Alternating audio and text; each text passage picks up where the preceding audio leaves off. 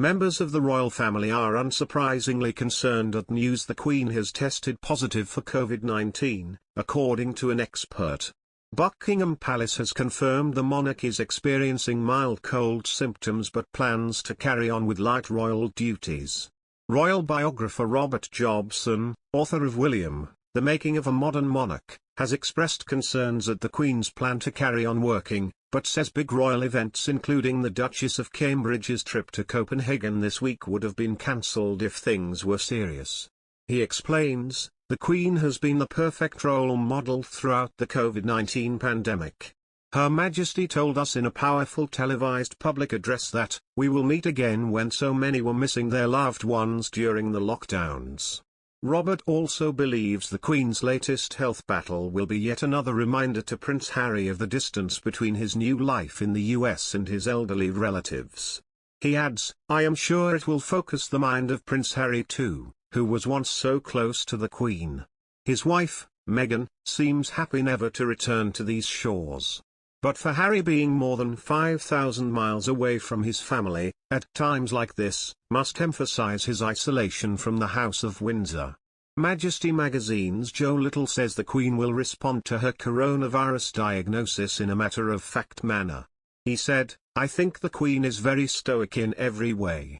I would guess that she will be matter-of-fact about the diagnosis in a way perhaps that the people around her are less matter-of-fact. He added that there is cause for concern given that the Queen is 2 months away from turning 96, but it is believed she has the protection of 3 COVID vaccinations. Mr. Little said, in the coming days a very close eye will be kept on her, and the indications are that, all being well, it's nothing more than a minor inconvenience. When asked how he thinks the royal family will have taken the news, he said, they will be alarmed, but quite a few of those members of her family, the Prince of Wales in particular, have had COVID. He has had it twice, Prince William has had it and other members of the family have had it, but clearly they are not as old as the Queen. The irony is that for such a long time the Queen has been kept in a protective bubble, in the early stages of the pandemic, and had a very small number of staff with her in the bubble. Things have moved on since then, and she's been receiving people at Windsor Castle as she did only a few days ago. Only recently the Queen of Denmark, who is in her 80s, had COVID and was in isolation for a few days and then recovered, he added. Hopefully this will be the same for Queen Elizabeth II. Confirming the Queen's diagnosis on Sunday, a statement from Buckingham Palace said, Buckingham Palace confirmed that the Queen has today tested positive for COVID. Her Majesty is experiencing mild cold-like symptoms but expects to continue light duties at Windsor over the coming week.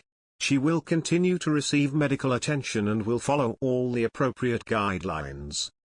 The royal household has its own royal physicians, and the Queen's doctors will be on hand to take care of and monitor the head of state, with Professor Sir Hugh Thomas, head of the medical household and physician to the Queen, expected to be in charge.